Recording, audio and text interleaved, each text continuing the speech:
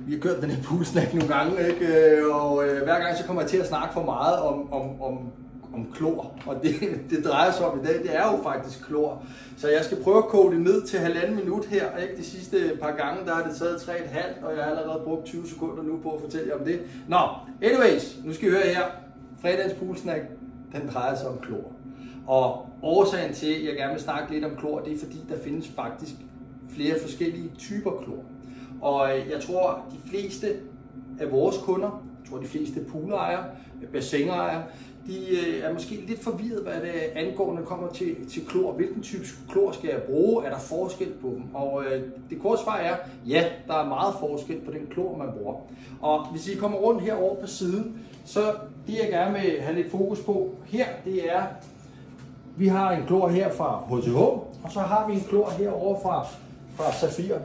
Og den her klortype, årsagen til, at vi har den her klortype her, det hedder en calciumhypoklorit.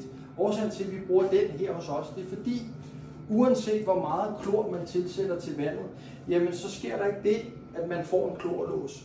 Fordi der er rigtig mange poolejere, bassinejere, som oplever, at de smider en masse klor i deres vand, men der sker ikke rigtig noget.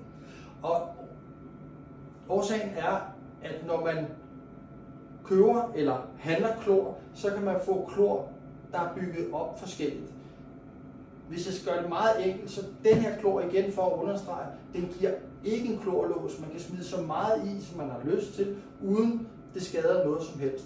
Hvis man derimod tager og bruger det hedder en stabiliseret klor, det får man ofte i Harald Nyborg, Hjem og Fix, Silvan, Bauhaus osv., jamen så får man en stabiliseret klor.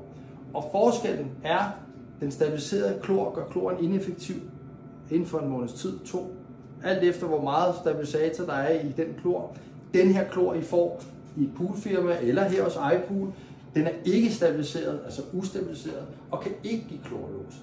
Så jeg håber at budskabet det kommer ud her, at jeg kan forklare mig klart nok. Men fredagens poolsnack, den handler om, brug den rigtige klor, når I tilsætter det til vandet.